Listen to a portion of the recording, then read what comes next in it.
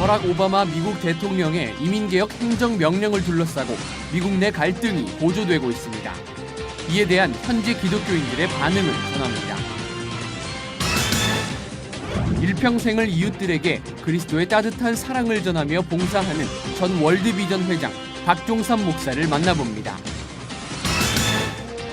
한국교회의 미래를 위해 건강한 목회 사역을 이끌고 있는 미래목회 포럼 11기 신임 대표 한신교회 이윤재 목사를 만나봅니다.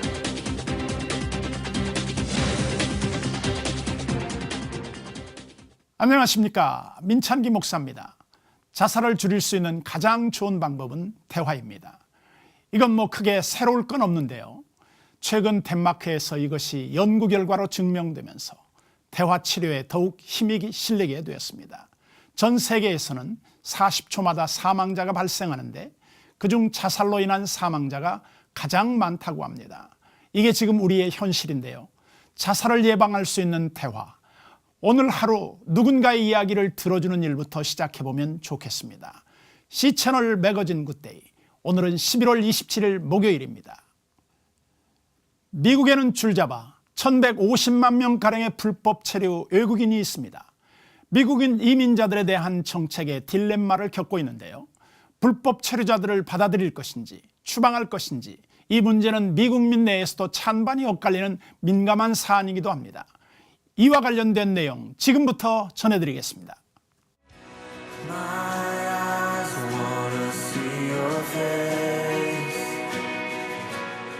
The subject of immigration and the church goes back to Bible times. Scriptures talk about showing compassion to the stranger in your land. But what if that stranger breaks the law to get there? Churches regularly face that question as thousands illegally cross the border, including women and children. And that includes 18-year-old Jose Maldonado, who's waiting to see if the courts will allow him to stay in the U.S. In the meantime, he's taking classes to learn English. He agreed to talk to CBN News on camera. Some of them say we just come here to take their jobs and behave badly. I like this country a lot, and you can have a better life. That's why I came here, to have a better life, to help my family. Last year, Jose traveled from Honduras, up through Mexico, across the Chihuahuan Desert, and into Texas. The 3-month journey almost cost him his life. Out of his group of 25, only 3 people made it through brutal desert conditions to reach America. Jose had very little food or water and knew that he couldn't survive on his own strength. That's when he said he cried out to God in the desert, literally. I always read the Bible and prayed, and I promised God since I left Honduras that if I made it to the U.S., well, I would dedicate myself to the things of the Lord. Jose said his grandparents raised him from a young age after his parents abandoned him. They passed away, and as a teenager, he was on his own. He said often the only place to turn is the gang life. I lived in San Pedro Sula for a while, and there are a lot of gangs there. I really like soccer, and there was a group that rooted for the team I liked. And the group that rooted for them said I had to join their gang or else they would kill one of my family members. Father Cameron Lemons and his wife Janelle see firsthand what happens to young people like Jose. Their church, St. Paul's, is located next to the city's Border Patrol Center. They believe it is their responsibility to help. I think it's important for us to differentiate between the political issue of what do we do to secure our borders. We also have this biblical call to show compassion. Back in July, Murrieta made immigration headlines when protesters filled the streets as buses transported detained immigrants to Border Patrol, most of them women and children. The protests here in Murrieta, California have really shown the great divide over immigration. But the churches in Murrieta have also seen a divide, and it's over one word: compassion. The Lemons, at the heart of the protest, provided shelter to detainees and helped organize churches in the area to pray. We have been responding, not to pat ourselves on the back, not to promote ourselves, but just to let people know the truth, which is the fact that we're a city that has some common sense. And when you see a baby floating down the river, you pull it out of the river, and you take care of it. Diana Serafin helped organize the protests and says people like the Lemons fall on the wrong side of compassion. She said the government should send all illegal immigrants back home. One reason, there are potential health risks. I'm concerned that some of the churches or people will start taking them in. Our government should have, before they shipped them, bussed them, threw them on a plane, gave them medical treatment. There's too many with diseases. Serafin also said if churches want to show compassion, they should start with their own country. Okay, we're 17 trillion in debt. I'm barely surviving myself, and we're gonna pay them to stay here and take care of them, food and welfare. Our nation can't afford it. So where does compassion leave immigrants like Jose as he waits for his upcoming court date? The church may not have a clear-cut answer. I think God has something for me because I put myself in his hands. And maybe putting it in God's hands is one thing the church can agree on. David Brody, CBN News, in Murrieta, California. 해외 선교지를 연결해서 소식을 듣는 시간인데요. 오늘은 태국으로 갑니다. 김문수 선교사님, 안녕하십니까? 네, 안녕하세요. 반갑습니다, 목사님. 지난번에 선교사님이 태국 민족의 특성을 설명해 주시는 걸 저도 방송으로 봤는데요. 오늘은 태국의 문화와 기독교적 상황에 대해서 말씀해 주신다고요? 네, 오늘은 그 태국 문화와 기독교적 상황에 대해서 말씀을 드리겠습니다. 이 태국의 문화는 귀족 중심의 사회였습니다. 때문에 개인적인 관계가 매우 중요하고요. 낮은 신분의 사람들은 그들의 필요를 채워주고 또 생활의 향상을 도와주는 보다 높은 신분의 사람들을 의지하게 됩니다. 예를 들면 태국 북부 최초 선교사인 맥길버리는 초기에 현지인들과의 접촉점으로 약을 나누어 주어서 당시 고질병을 치료하였고 이로 인해 많은 사람들이 복음에 대해 관심을 갖고 예수를 믿었고 나중에 그를 의사 닥터 맥길버리라고 부르게 되었습니다. 맥길버리 선교사는 태국 북부 치앙마이, 치앙라이, 람빵, 중부 피산록, 라오스, 미얀마, 중국 쿤밍에 이르기까지 코끼리를 타고 몇 달씩 여행을 하면서 복음을 전했고 큰 열매를 거뒀습니다. 현재 치앙마이, 치앙라이가 태국 기독교인들 숫자 중에 가장 많은 지역이 되었습니다.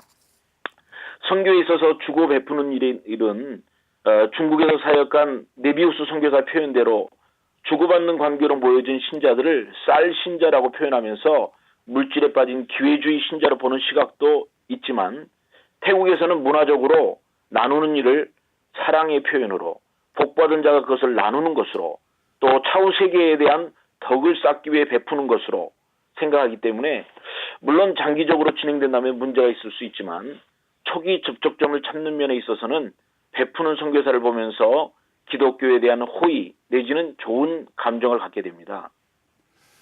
그런 좋게 시작되었던 기독교 선교가 왜 현재까지 성장하지 못했을까요?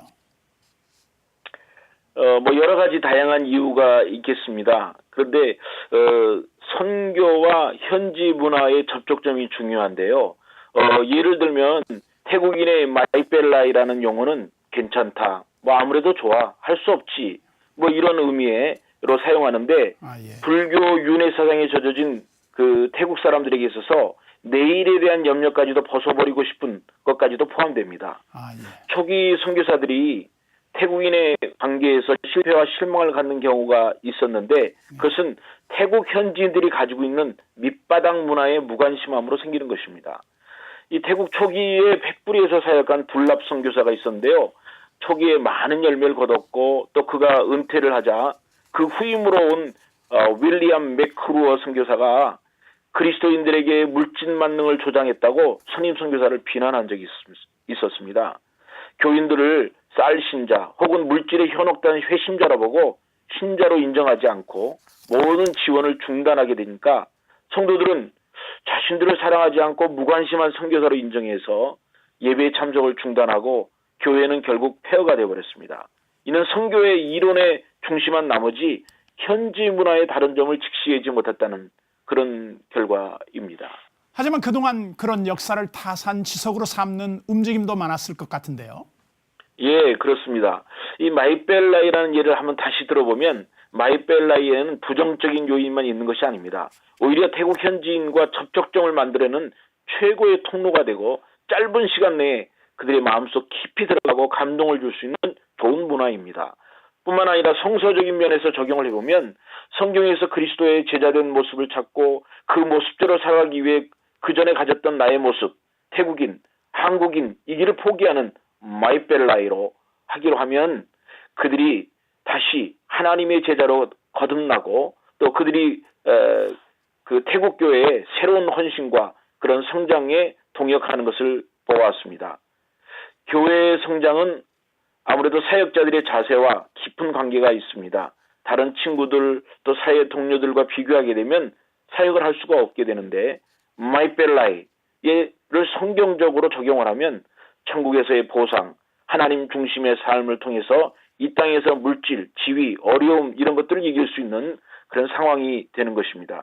실제로 저는 대학생 중심의 교회들을 젊은 대학생들을 통하여 세워가고 있는데 이 젊은 대학생들이 자신들이 주님의 제자인 것을 확인하고 확신하면 어느 나라, 어느 교회 못지않게 하나님 앞에 헌신하는 것을 경험하고 있습니다. 무엇이든지 포용할 준비가 되어 있는 태국민들의 민족성이 선교사님 말씀하신 것처럼 그리스도 안에서의 헌신과 인내로 변화되고 성숙되어질 수 있기를 기도하겠습니다. 오늘 소식 고맙습니다. 대단히 감사합니다. 감사합니다. 사와디캅.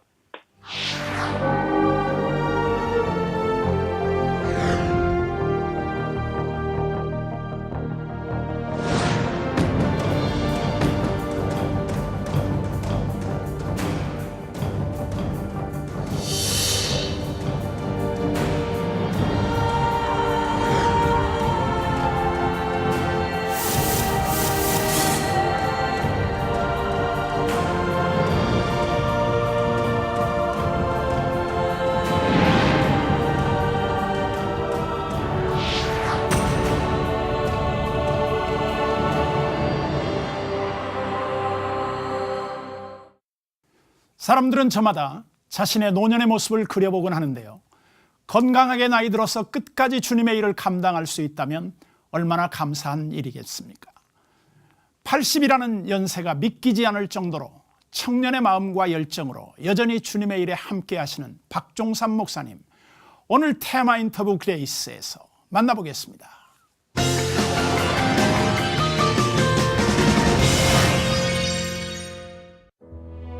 지구촌 70억이 넘는 인구 가운데 가장 기본적인 문제가 해결되지 않는 이웃들. 이렇듯 여전히 도움이 필요한 곳에 희망의 날개로 다가서는 사람들이 있습니다. 한국이 미국, 카나다, 호주 다음에 네 번째로 세계를 돕는 그런 큰 나라가 돼버렸어요. 미국의 60분의 1, 호주에도 60분의 1밖에 안 되는데 그렇게 그냥 커졌거든요. 한국 교회, 한국 사람들이 상당히 많이 돕고자 하는 거 여기 있어요, 하는 거랑. 원조를 받던 나라에서 원조하는 나라가 된 대한민국. 그러한 변화를 이끌어온 리더들 가운데 현재도 왕성한 활동을 그치지 않고 있는 박종삼 목사.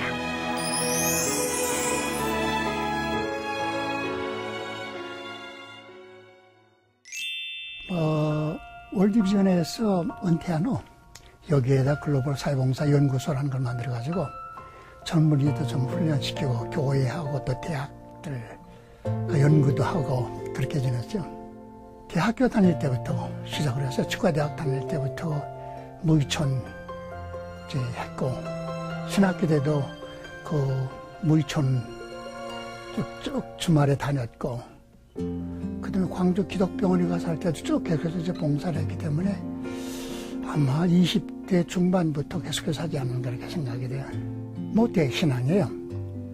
그 북한에서 일종 때 1930년대니까 33년에 이제 그 태어났기 때문에 그때에 근데 그 신앙 지킨다고 하는 게 상당히 어려운 것이 일제 때에 굉장히 어려웠거든요. 그 신사참배 강연을 하게 되고 말이야. 또 북한에서 5년 동안 살면서 그 북한에서 신앙 지킨다고 하는 게 보통이 아니었고 그 다음에 피난 나오면서 전쟁터에서 3년 동안 이제 헤매면서 신앙시키는 것도 그렇게 쉽지는 않았지만은 그게 쭉 그냥 신앙생활을 해왔어요. 많이 힘들죠. 그게 특히 가족 없이 혼자 이게 한다고 하는 거 보통 일이 아니거든요. 그 다음에는 열심히 일하는데 뭐니 해도 돈이 있어야 되잖아요. 근데 모금을 한다든가 자원을 가진다고 하는 거 있잖아. 그거 상당히 어렵고 또 어려웠던 것은 그 기독교 안에서 교회 목사님 중에 당신은 안수를 받았으면은 목사가 돼가지고 그 다음에 교회에서 주는 봉급을 갖고 살아야지 뭐 치과 의사로 산다 밖에서 뭐 산다고 좋지 않냐. 교회의 그 성직자들이 동료자들이 이해가 부족할 때 그때 좀 힘들었고 뭐 그러나 그것은 뭐 능이 있는 일이고 그 선택한 일이기 때문에 그건 내가 선택한 일이다 하기 때문에 어려움이 많았지만 그래도 다 이제 극복할 수 있는 힘이 있었다 하는 거겠어. 오늘날까지 살았다 하는 게. 그냥 고등학교 때 또 대학교 때부터 그냥 사회 봉사하는데 온 정력을 다했거든요. 또 그냥 내가 열심히 사회 봉사를 하니까 교회라니까 사회가 자꾸 이걸 맡기고 저를 자꾸 맡겨요. 그러니까 사생활이라고 하는 그런 것은 없었고 그 다음에 가정을 지키는 것보다는 아마 이렇게 혼자 사는 것도 괜찮지 않느냐. 캐톨릭 신부님들 또 수녀님들 그 다음에 스님들도 혼자 살면서 사회봉사를 하는데 나라고 받을 것은 없느냐. 물론 목회를 한다고 하면 절대로 필수죠. 목회를 하지 않기 때문에 그래서 그렇게 혼자서 사는 거면 하나님께서 아마 그거 어려움을 이길 수 있는 힘을 주지 않았는가 하는 거예요. 80평생 혼자 사는 것에 머물지 않고 이웃과 함께 살아온 삶. 그의 눈에는 언제나 가난하고 어려운 사람들이 잘 보였던 것 같이 자신과 같은 길을 가고자 하는 이들에게 먼저 보았던 것들을 늘 이야기해 줍니다. 세계 무대에 나가서 좀 봉사하고 싶다 하는 거 있잖아요. 막 그런 거 욕망이 많은 것은 참 한국의 장점이라고 생각하거든요. 근데 우선은 세계 무대에 나가서 일하는 것은 아무나 하는 것은 아니다. 진짜 그런 소명을 받았느냐, 그런 신념, 그런 철학, 그런 게 있었고 또 지금까지 자기가 살아온 길이 저와 마찬가지로 그런 길로 걸어왔느냐. 그렇지 않으면 그냥 어느 날 갑자기 그냥 내가 이거 하고 싶다 했느냐. 준비 없이는 안 된다 하는 것을 알아야 되거든요. 또 한 가지는 외국에 나가려면 영어는 절대적으로 필요합니다. 물론 그 사람이 동남아로 가는가 아프리카로 가는가 거기 가서 그 원어 토착어를 하는 것은 절대로 중요하지만 그 전까지 거기 들어가려고 하면 영어가 그래도 가장 많이 통하기 때문에 영어를 해야 된다. 저는 그 한국에서 하나님께서 5만 교회를 줬다고 하면은 일반 사회에서는 사회 안전망이라는 게 있어요. 사회 모든 것이 전부 다 이제 사회가 책임입니다. 나는 생명 안전망이 되어 있다고 생각해요. 5만 교회가 곳곳에 다 들어가지고 그 교인들이 나와서 있게 되면은 빈틈이 없어요, 이제는. 그런데 그 이제 세모녀가 자살한 사건 있죠, 송파에서. 송파라고 하는 것은 요 몇 년 전에 세계에서 가장 살기 좋은 도시, 그 부분으로 상까지 탄 겁니다. 그런 세모녀가 자살한 거기에는 교회가 몇 개나 있어요. 그리고 교회 구역들이 그 사람들 가난한 지역에 사는 구역이 몇 개나 중첩이 돼서 이 교회 저 교회. 그러니까 하나님께서는 한국교회를 통해서 생명 안전망을 쳤다는 거예요. 한국의 가난한 사람들. 교회를 통해서 생명 안전망을 쓰면 교회가 생명을 귀히 여기고 죽어가는 생명을 끌어내는 그와 같은 교회의 그 일을 한다고 하면 한국에서 이 가난의 문제가 이렇게 복잡하지는 않죠. 이렇게 그냥 자살 문제가 이렇게 많이 않죠. 그렇기 때문에 저는 하나님께서 세워주신 한국교회가 진짜 실생활을 통해서 가난한 사람의 생명을 책임져주는 그와 같은 하나님의 교회가 됐으면 좋겠다는 것이 내 기도의 제목입니다. 이웃들과 함께 울고 웃으며 살아온 인생. 그 인생을 이끄신 하나님의 방법은 언제나 사랑이었습니다. 그렇듯 한국교회가 그리스도의 사랑으로 모든 문제의 답을 찾아갈 수 있길 박종삼 목사는 바라고 또 기도합니다.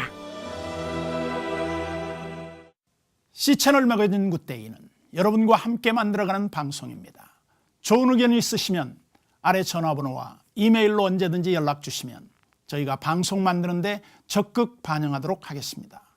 자, 이번에는 교계 뉴스 시간입니다.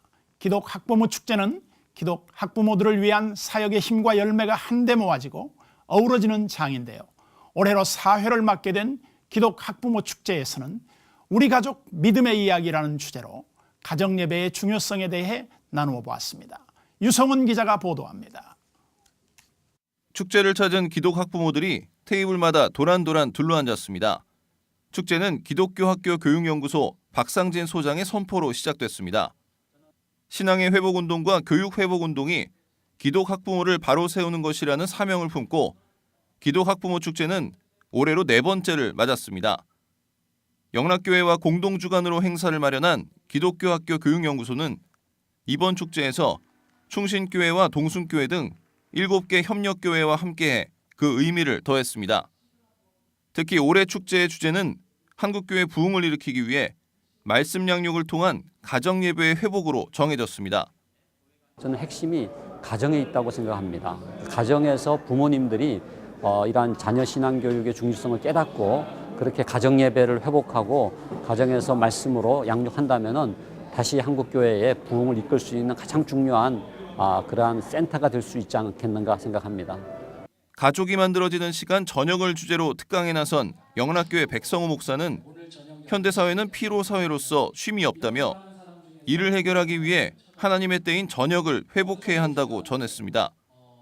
백 목사는 창세기의 저녁은 쉼의 시간과 안식의 시간이면서 여유가 있어 재창조할 수 있다며 나와 하나님의 이야기가 섞이며 가족이 만들어지는 저녁이 중요하다고 강조했습니다. 이런저런 얘기가 섞이는 자리가 필요합니다. 이런저런 이야기를 배우는 자리가 필요합니다. 그게 바로 저녁이라고 하는 질적인 자리입니다. 나의 이야기와 그리고 그 자리에서 하나님의 이야기가 섞이는 것. 기독교 학교 교육연구소 신은정 연구원은 기독 학부모의 삶을 지속하게 하는 힘은 바로 예배라며 가정예배를 통해 온 가족이 함께 모이기를 힘쓸 때 가정 안의 신뢰와 사랑을 회복하게 된다고 말했습니다. 축제에 참석한 학부모들은 가정예배에 대한 중요성을 기억하며 말씀 중심의 가정을 세우기로 다짐했습니다. 아름다운 가정으로 이끌어가기 위해서는 일단 말씀 중심으로 오늘 주제처럼 작은 시간이나마 예배드릴 수 있는 가정, 그리고 예배를 그리워하는 시간이 되었으면 좋겠다라는 가정, 그런 가정이 되었으면 좋겠습니다. 전문가들은 다음 세대가 살아나기 위해서는 교회뿐 아니라 가정이 중요한 역할을 해야 한다고 입을 모읍니다. 가정 예배의 회복이 그 첫걸음이 되고 있습니다. C채널 뉴스 유성훈입니다. 우리나라 군 교회 중 대대급 교회 상황이 열악하다는 소식은 저희가 여러 번 전해드린 바 있습니다. 이런 문제를 해결하기 위해 한국기독교 군선교회 연합회가 군교회와 지역교회와의 1:1 자매결연을 통해 대대급 교회 장병들을 양육해야 한다는 의견을 제시했습니다. 정민 기자입니다. 군선교연합회가 최근 249명의 군선교 교역자를 대상으로 설문조사를 실시한 결과 군 장병들을 대상으로 양육 프로그램을 진행하고 있는 교회는 40%에 불과한 것으로 나타났습니다. 이는 대대급 이상 단위의 군교회를 포함한 결과로 대대급 교회에서의 양육 프로그램은 거의 전무한 상황입니다. 교회에서 양육 프로그램을 진행하지 못하는 이유로는 부족한 시간과 장소, 그리고 교사의 부재인 것으로 나타났습니다. 이런 가운데 군선교연합회는 대대급 교회의 선교 방안으로 지역교회와의 1:1 자매결연을 제시했습니다. 지난 1년간 군교회와 자매결연을 맺고 지원 사역을 이어온 교회들이 참석해 사례를 소개했습니다. 세해된 교회 이경희 전도사는 산성교회와 반석교회 등 3개의 대대급 교회와의 교류 사례를 소개했습니다. 이 전도사는 초청예배와 추수감사예배 등을 통해 장병들을 초청하고 담당 간사 파견을 통한 양육 프로그램을 진행해 장병들을 교육하고 교제한 결과 예배 인원이 4배 이상 증가했다고 전했습니다. 그러면서 대대급 교회를 지원해 장병들을 양육하는 것이 청년 복음화를 위해 반드시 필요하다고 전했습니다. 군인 교회에 와서 등록하고 양육을 받은 그들이 돌아가서 다시 동료 군인들을 전도만 해준다면 그러면 체계적으로 그들이 훈련돼서 예배를 드리기 위해 사회로 나가서 복음의 놀라운 역사를 이루고 그래서 지속적인 신앙생활을 위한 한국 지역교회와의 긴밀한 연계가 반드시 필요하겠다라는 생각. 한편 이번 행사는 400여 명의 군선교 관계자가 참석한 가운데 진행됐으며 대대급 교회와 지역교회 간 교류를 통해 군선교 방안을 논의하기 위해 마련됐습니다. 세채널 뉴스 정의민입니다.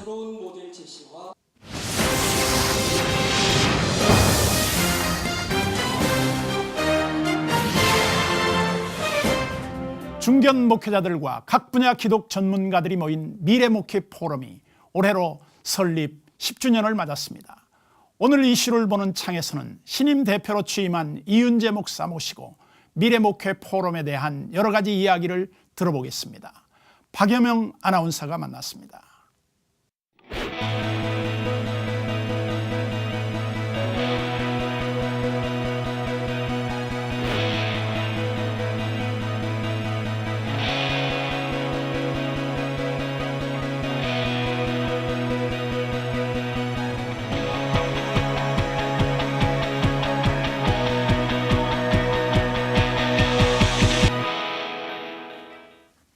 목사님 안녕하세요. 반갑습니다. 네, 미래목회 포럼 11기 신임 대표로 선출이 되셨습니다. 네. 축하드리고요. 감사합니다. 소감 한 말씀 부탁드립니다. 한국교회 싱크탱크 역할을 자임하는 미래목회 포럼의 대표를 맡게 돼서 감사하고 또 큰 영광이라고 생각합니다. 저는 전혀 생각지 않았는데 회원들이 귀한 위임을 해주셔서 제가 맡게 되어서 최선을 다하겠습니다. 네, 그렇군요. 이 미래목회 포럼이 한국교회에서 허리 역할을 하고 있다 이런 평가들이 나오고 있는데요. 미래목회 포럼이 어떤 단체인지 소개를 좀 부탁드리고요. 그만큼 한국교회 내 역할도 중요할 것 같은데 역할에 대해서도 좀 말씀을 해주시죠. 미래목회 포럼은 한 11년 전, 2년 전에 한국교회 차세대 목회자들 한 120명 정도가 네. 한국교회 연합과 일치를 위해서 자발적으로 모인 그런 모임입니다. 네. 교단을 초월하여 다양한 목회자들이 한국교회를 좀 하나 되게 하기 위해서 모였는데 네. 지금 11년 지나면서 이제 많이 성장하고 자라서 네. 지금은 이제 300여 목사님들과 특별히 이제 대학 총장 또 기독교 대학의 교수들 또 전문 법조인 여러 가지 비즈니스맨 네. 이런 그 크리스찬 전문성을 가진 분들이 한 50여 명이 정책 자문위원을 맡고 네. 그래서 그 목회자와 평신도 또 전문성을 가진 분들이 함께 모여서 한국교회를 갱신하고 새롭게 하자는 그런 모임입니다. 네. 그래서 가장 처음부터 중요하게 여겼던 것은 이제 교회 연합이고요. 네. 일치와 화해인데 이 일을 위해서 지금도 최선을 다하고 있습니다. 네. 이번에 취임 예배에서 이 미래목회 포럼의 사역 방향, 그 초점을 맞출 3가지 키워드에 대해서 말씀을 좀 해주셨는데요. 어떤 키워드인지 좀 소개를 부탁드리고 그 의미에 대해서도 좀 말씀해 주시죠.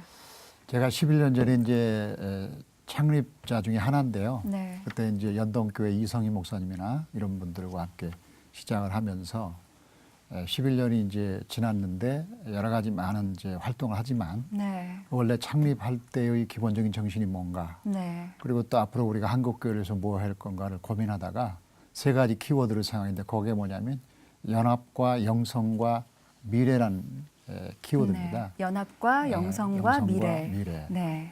한국교회 가장 큰 문제는 분열이라고 생각합니다. 예. 그래서 맥가브란 박사님이라고 플러신학교 돌아가셨지만 예. 그분이 그런 말 했어요. 한국교회 성장의 원인은 교회 분열이다. 이거는 굉장히 칭찬이 아니고 네. 우리에 대한 따끔한 지적이죠. 그렇죠. 교회 자체 존재를 위해서 자기 증식을 했다는 거거든요. 그게 성장으로 나타났다면 좋은 동기가 아니죠. 한국교회 연합을 위해서 우리가 애써야 된다. 네. 이것을 위해서 우리가 이제 해야 될 것은 이제 교회끼리 강단 교류라든지 네. 또는 연합기구 여러 기구들이 많지 않습니까? 네. 그 기구들과 함께 상의해서 한국교회를 하나로 만드는 네. 화해의 분위기를 만드는 것이라든지 예.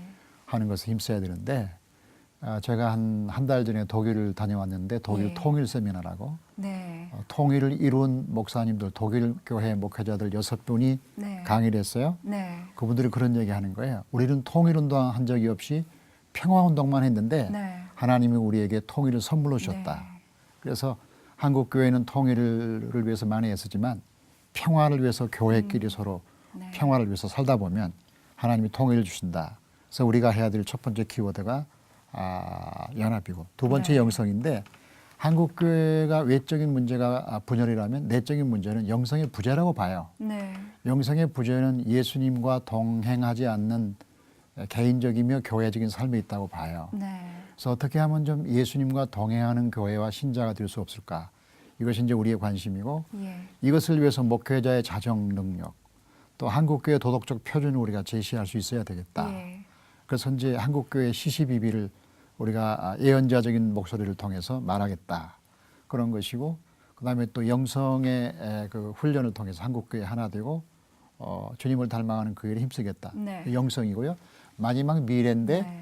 미래는 이제 그 이름 자체가 미래 포럼이잖아요. 예. 그래서 그런 이름을 붙인 데가 많지가 않은데 예. 정말 감사하게도 그 이름이 붙었기 때문에 우리가 미래를 말해야 되는데 지금까지 우리는 너무 과거의 잘잘못을 따졌다. 네.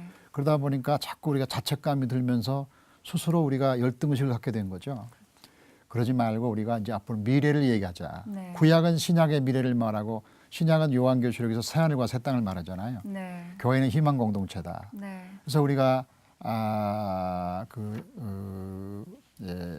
소년 소녀 네. 가정을 돕는다든지 또는 탈북자를 섬긴다든지 예. 통일을 위해서 일한다든지 예. 또 자녀 출산 문제에 교회가 기여한다든지 네. 우리 한국 교회가 가지고 있는 미래 문제를 우리가 이슈를 제기해서 네. 그것을 함께 한국 교회가 풀어가 보자. 예. 그래서 크게 연합과 영성과 미래를 제가 키워드로 제시했었습니다. 네, 연합과 영성과 미래 이런 키워드를 중심으로 이제 또 많은 사역들을 진행을 하실 텐데요. 2015년도에 미래목회 포럼의 사역들 어떤 계획들 갖고 계신지도 좀 궁금합니다.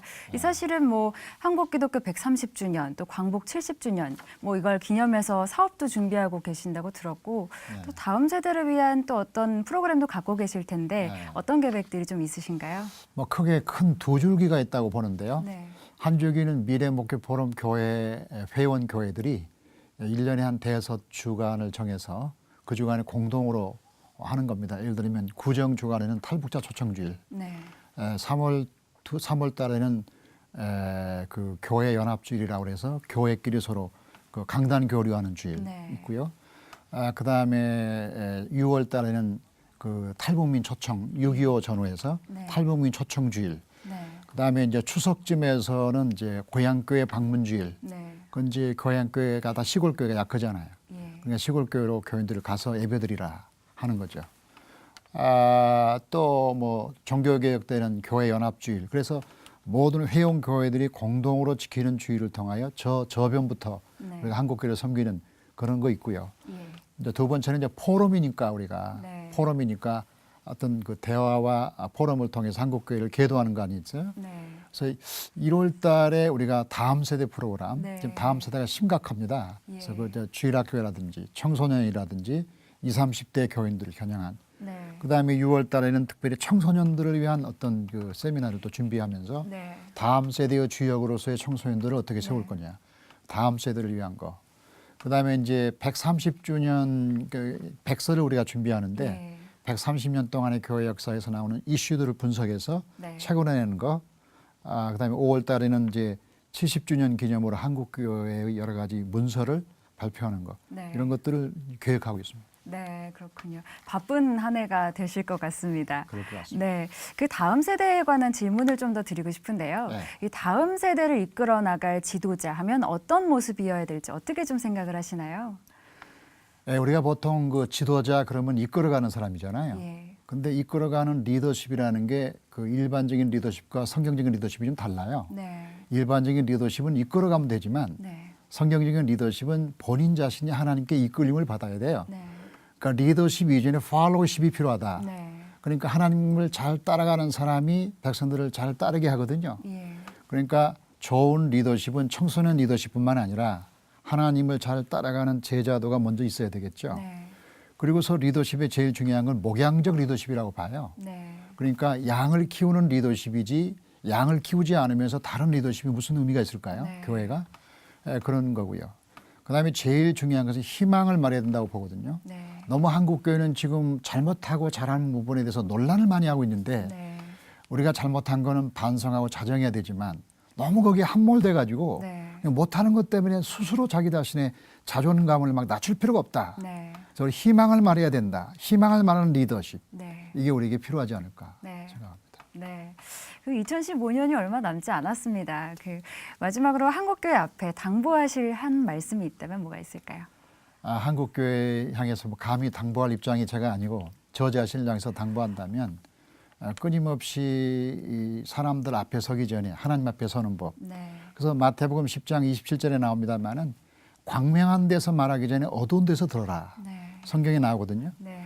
우리가 어두운 데서 못 들으기 때문에 하나님 말씀이 없기 때문에 말할 게 없는 거예요. 그렇죠. 그래서 우리 목회자를 중심으로 우리가 먼저 하나님 앞에 올바로 서고 네. 그분의 음성을 꾸준히 듣는 영성적 삶이 없이는 밖에 나가서 사역이 잘 안 될 것 같습니다. 그렇죠. 그래서 아무튼 새해에는 더 주님을 가까이 하고 네. 그분을 따라가는 사람이 우선적이 되고 네. 거기에서부터 이제 하나님의 사역도 잘 감당하면 어떨까 그런 네. 생각합니다. 네, 이 모쪼록 중요한 직책을 맡으셨는데 2015년 한 해도 잘 이끌어 주시기를 부탁을 드리겠습니다. 감사합니다. 네, 선생님 오늘 나와주셔서 감사합니다. 고맙습니다. 네, 감사합니다.